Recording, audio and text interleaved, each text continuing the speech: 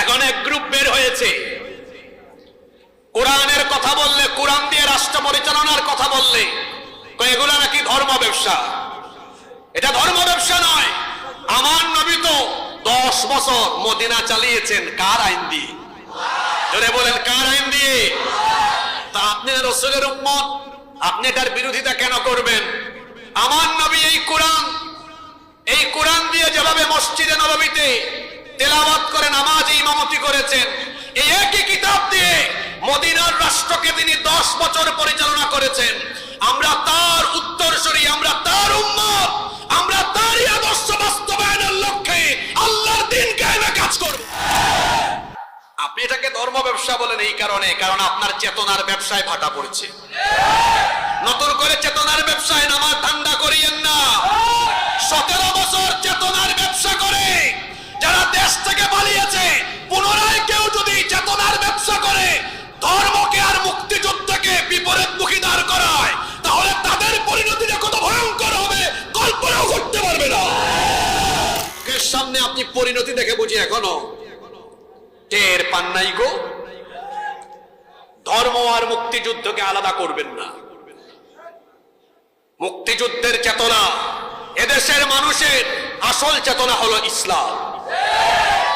এদেশে প্রতিদিন পূর্ব দিক থেকে সূর্য উঠে আল্লাহু আকবারের মাধ্যমে, সূর্য ডুবেও যায় আল্লাহু আকবারের মাধ্যমে। এটা শাহজালাল, শাহপরান, শাহ মাহদুম রাহিমাহুমুল্লাহ, পীর মাশায়েখ, ওলিয়া উলিয়া, আলেম উলামা আর 90% মুসলমানের ইসলামের বাংলাদেশ। ইসলামের বিরুদ্ধে কথা বলে নিজেদের শিকল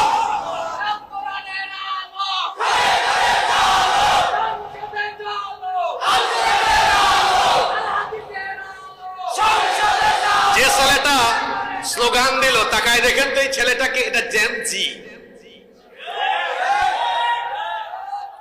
এরপরে মাহফিলে ওই আলফা জেনারেশনও আছে।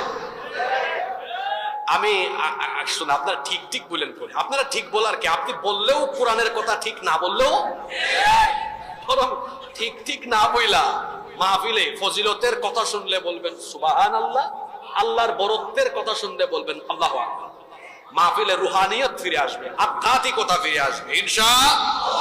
এই ছেলেটার দিকে আমি আপনাদের মনোযোগ আকর্ষণ করলাম কেন দেখেন না? এই ছেলেরা, ওই আলফা জেনারেশনের এরা এখন আর চোর ডাকাত দুর্নীতিবাজদেরকে বাংলাদেশ পরিচালনায় দেখতে চায় না। এইরকম জেনারেশন জি আর পরবর্তী আলফা জেনারেশন, এরা আলেম উলামা আর ইসলামপন্থীদের নেতৃত্বে কোরআনের বাংলাদেশ দেখতে চায়। এদের সেন্টিমেন্ট বুঝে আগাতে হবে।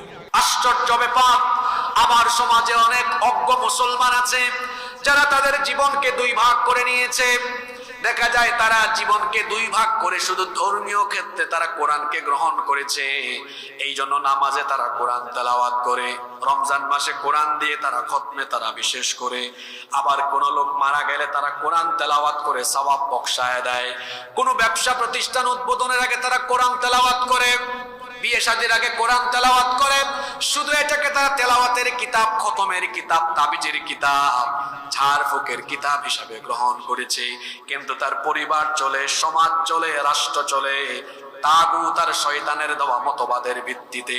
আল্লাহ তাআলা বলছেন যারা তাদের জীবনকে 2 ভাগ করে নিয়েছে তারা আদৌ পরিপূর্ণ ঈমানদার হতে পারেনি। যে আল্লাহর কোরআন দিয়ে আপনি আপনার নামাজ পরিচালনা করেন, সে আল্লাহর কোরআন দিয়ে আপনি আপনার পরিবার পরিচালনা করবেন।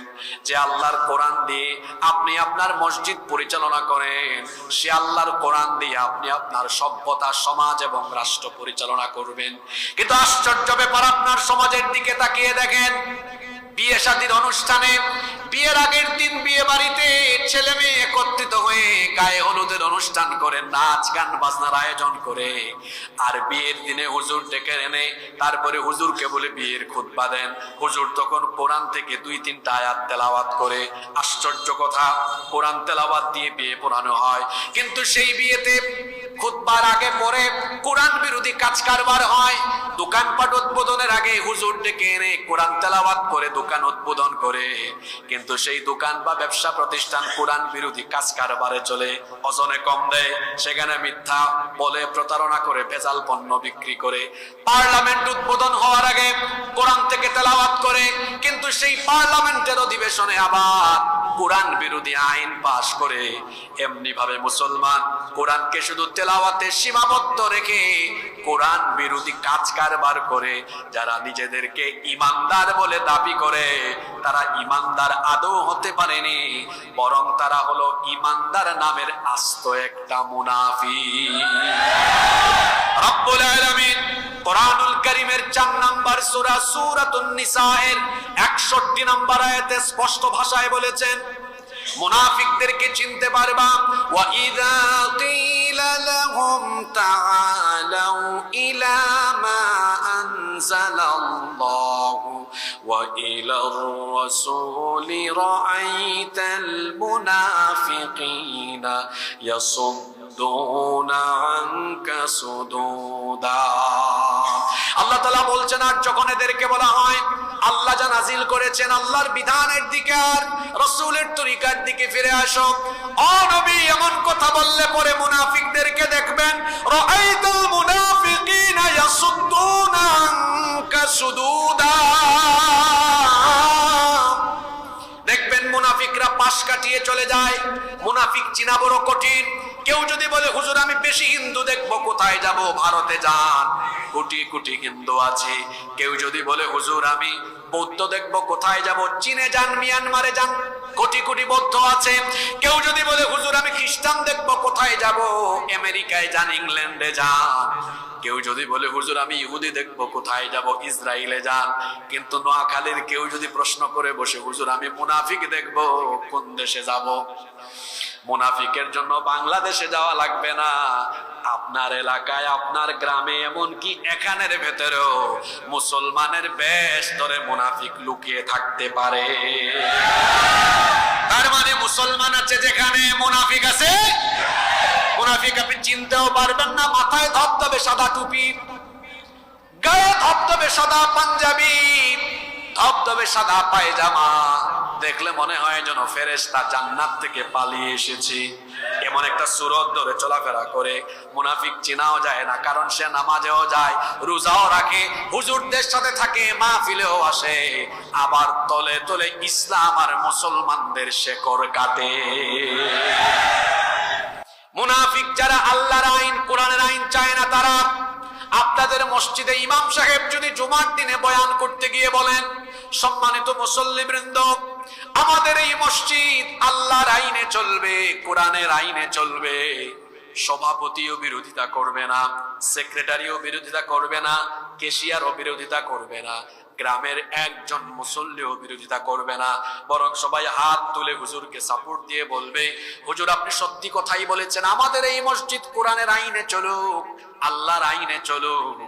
হুজুর যদি শুধু খুশি হয়ে পরবর্তী পয়েন্টে বলে যে কোরআনের আইনে মসজিদ চলবে, সেই কোরআনের আইনে আমার সমাজ চলবে, দেশ চলবে, এই কথা বলার পরে দেখবেন কিছুক্ষণ আগে হুজুরকে বাহবা দিয়েছে যারা, হুজুরের চাকরি খাওয়ার জন্য উঠে পড়ে লেগে যাবে তারা। কি গো ভাই, একটু আগে না আপনি হুজুরকে বাহবা দিলেন, এখন আপনি হুজুরকে তার চাকরি খাওয়ার জন্য লেগে পড়লেন কেন? আমার দেশে কোরআন দিয়ে মসজিদ চলুক, একজন মানুষও এটার বিরোধিতা করবে না, কিন্তু যখনই বলবেন যে আল্লাহর কোরআন দিয়ে মসজিদ চলবে, সে আল্লাহর কোরআন দিয়ে সমাজ চলবে, দেশ চলবে, তখন দেখবেন এক গ্রুপ বের হয়ে বলবে হুজুর রাজনীতি করার জায়গা পান না, হুজুরকে বলবে ধর্ম ব্যবসায়ী, বলে কি বলে না? ইসলাম দিয়ে কোরআন দিয়ে দেশ পরিচালনা ধর্ম ব্যবসা নয়, বরং ইসলাম দিয়ে দেশ পরিচালনা রাসূলের আদর্শ। তিনি 1 বছর আর 2 বছর নয়, আল্লাহর কোরআন দিয়ে মদিনার রাষ্ট্র পরিচালনা করেছেন 10 বছর। সেই কোরআন দিয়ে রাষ্ট্র পরিচালনার কথা বলা, কোরআন দিয়ে রাষ্ট্র প্রতিষ্ঠার আন্দোলনে শামিল হওয়া, এটা ধর্ম ব্যবসা নয়, বরং ধর্ম ব্যবসায়ী তারা নির্বাচন আসতে পরে টুপিদারি লাগাইয়া ধর্মীয় লেবাস পরে যারা, ইলেকশন আসলে পরে মাথার মধ্যে স্লোগানগুলো একবারে দিয়েন, কারণ শুরুতে দিলে আপনারা টায়ার্ড হয়ে যাবেন। তো আমি তো ওয়াজ মোটামুটি 1 ঘন্টা করি, এখন আমি প্রথম রাউন্ডে আসছি। তো প্রথম রাউন্ডে টায়ার্ড হয়ে গেলে ফাইনালে গিয়ে কি করবেন?